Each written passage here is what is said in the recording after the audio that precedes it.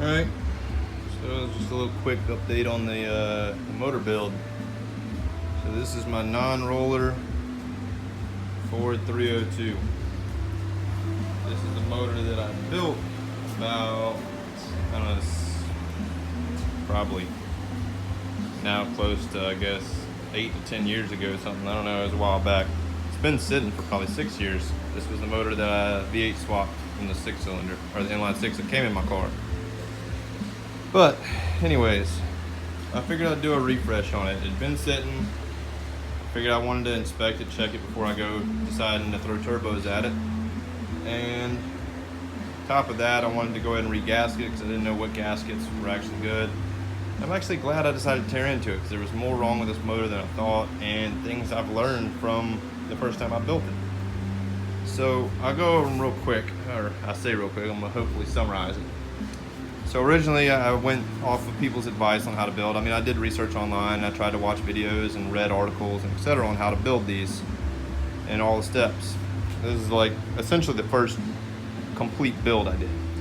So I went off of what people told me, and I took it to the machine shop. I bought this used off of Craigslist, I think. It fired up. The guy had it sitting on blocks and with a bottle of gasoline next to it, cranked it right up, purred like kitten, just ran beautifully.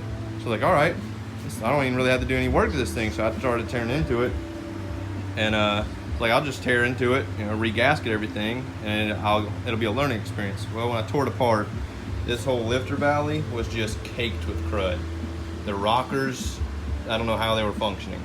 I mean, I pulled solid chunks of whatever metal pieces, bolts, whatever the hell it was, out of the bottom of the oil pan. I mean, this thing was rough when I tore into it. I don't know how it was running so good. It had already been rebuilt. Took it to a local machine shop. They bored it, ground the crank, did all the honing and everything, did all the decking, did all the machine work for me.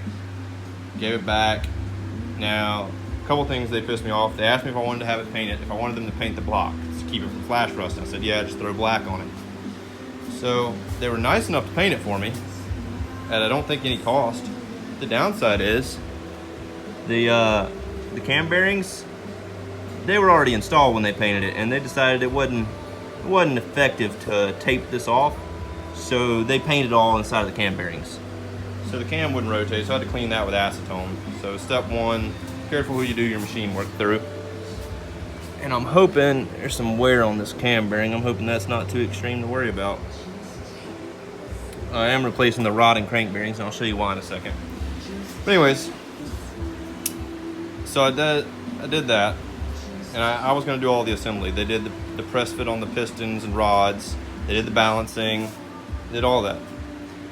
So I knew from talking to people when it comes to assembly not to just take it straight from the machine shop and throw it together. You needed to clean it all out, get any metal shavings, burrs, etc. out. So from talking to people, they said what you need to do is just get a bunch of Kansas brake clean, a carb cleaner, spray everything out. That includes all these ports, all the ports on the crankshaft, these little oil holes.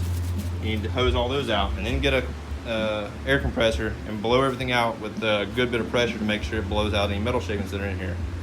Well, I thought that was enough. Apparently it wasn't.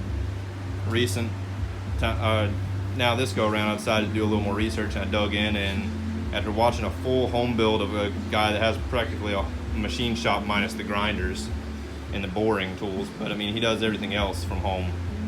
But he does what they call a full final bath, and that consists of getting a 5-gallon bucket, some strong detergent or like Dawn dish soap, hot water, and a bore brush, and essentially a whole set of brushes, including things like this.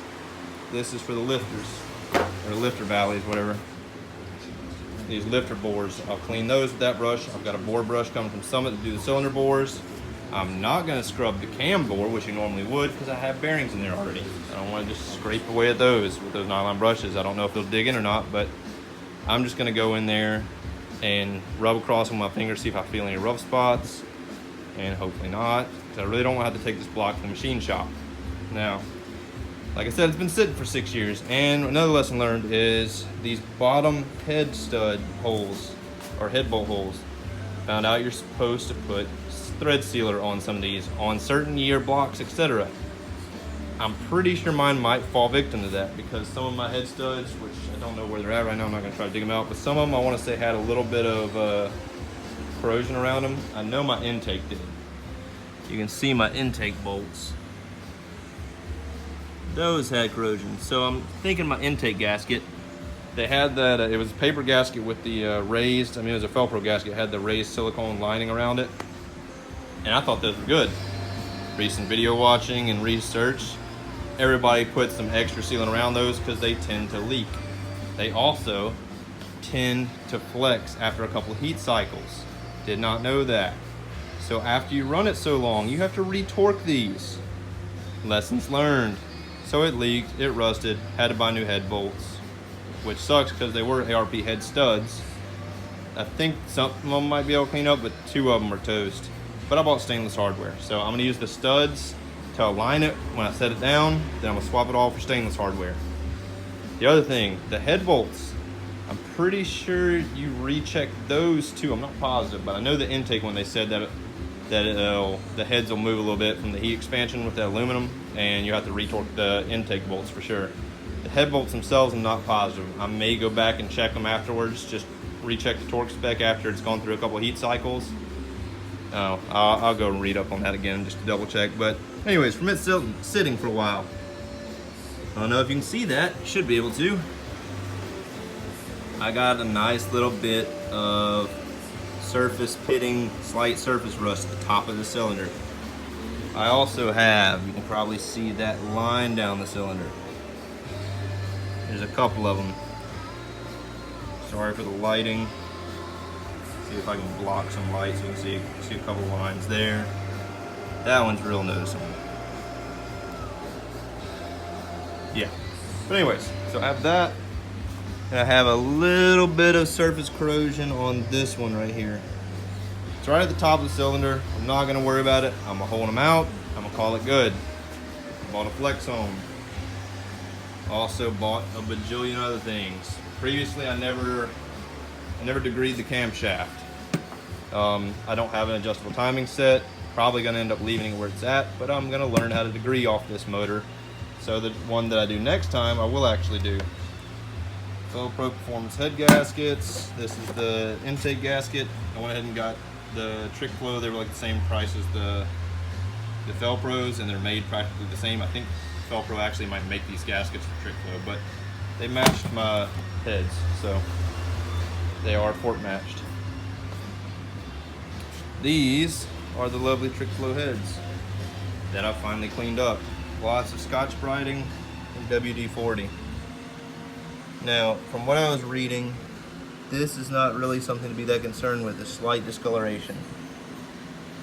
It's mostly centered, and from what I saw, burned valves are from the outside, and they look terrible, like rusty, burnt, crispy. So, that's what I've got. I've got my pistons here soaking. These are forged eagle rods with ARP bolts. And they are 60 over, and they are Keith Black pistons. Now, one thing I was worried about is this little mark here. This is the only cylinder that had it, or the only piston that had it. I'm trying to remember if it was like that when I built it or not, if the machine shop dinged it.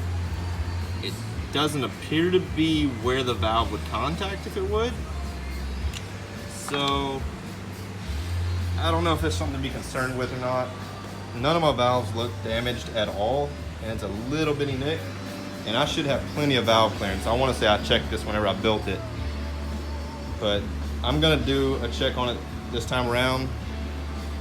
I don't have the clay, and honestly, I didn't think you were supposed to crush these gaskets down and then recrush them. I thought you could only reuse like the MLSs. Maybe you can torque these down and retorque them. Not positive. But I don't think I'm gonna do that. I saw another method that somebody used. I don't know if it's quite the best way to do it, but they put the head on without a gasket, and they mark either the valves or they mark the top of the piston with some blue marking compound, and then rotate the motor around with no gasket. And if it doesn't contact without a gasket there, then there's plenty of clearance once that gasket is put on. So I'm probably gonna go that route. So onto these, why I decided to replace these. There's a lot of wear on these main bearings. Same thing we're on the rod bearings. Not so much on that one. Yeah, some of these were worn down a good bit. Enough to be concerned about. Maybe we can see if it'll focus. Those are some rough lines where I think there was debris in this motor whenever it fired up. I'm pretty sure my failure to do a good wash down before assembly is what might have destroyed these bearings. So I'm glad I took it apart. You can see that one's down to the copper. So in taking this apart, it allowed me to realize this stuff and rebuild it before it got worse. That box is from Summit and has the rod and main bearings along with some other goodies for the motor.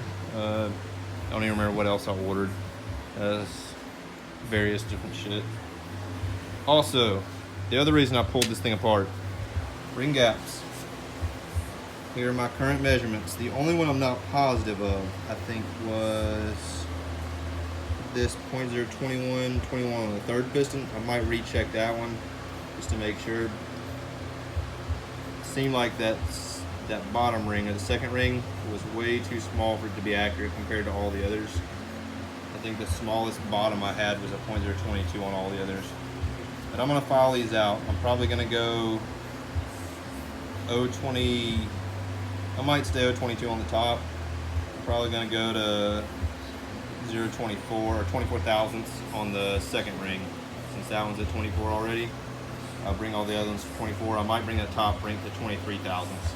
I know that top ring, they say to do it a little bit smaller, or to make sure the second ring's a little bit bigger. And that is because you don't want any pressure that gets past the top ring to get trapped in between the two rings. So it gets past the top ring, it needs to be able to go ahead and escape through the bottom and have blow by, versus it affecting the seal of that top ring.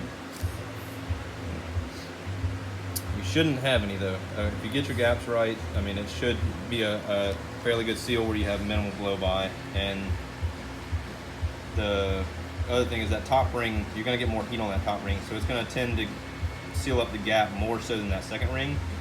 So you can normally run same gap or damn near it on the two rings, and that top ring's always gonna seal up a little bit more.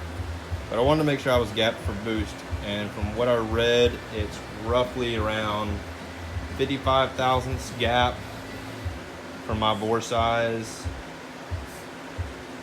or 55 thousandths times the bore size for the top ring, and I think either 55 or 60 thousandths times the bore size for the second ring gap. So my bore is 4 60 thousandths over. So I don't remember what that math actually equated out to, but I want to say it was 23 top ring, or 22 and some change maybe. And the bottom ring at 0.0 or at 6 thousandths was, I want to say 24 thousandths. It might have been 25. I don't even remember. I'll have to do the math again and check. But I have a ring filer as well. I have this old doo-doo bobo ass ring compressor that I'll have to clean up before I use it. But it's moving along. I think the last of the stuff from Summit shows up tomorrow, including my bore brush. So I will be cleaning this thing soon. I'm gonna hone it one more quick time, because I don't think I quite did it correctly the first time around, or did it enough. I just kind of went up and down a couple times just to kind of clear out the cylinders. But they seem to have a good cross hatch pattern. I don't know if you can see it at all, but probably can't. There you go, along with some surface rust. Some more light hitting in that cylinder. Lovely. So alright, but anyways, this motor won't be the end all, of course. I'll be getting a roller block later on with a 4-bolt main, hopefully. So that'll be the next build. Hopefully I'll have learned all my lessons and not screw that one up. Anyways, thanks for watching, guys, and stay tuned for the rest of the build.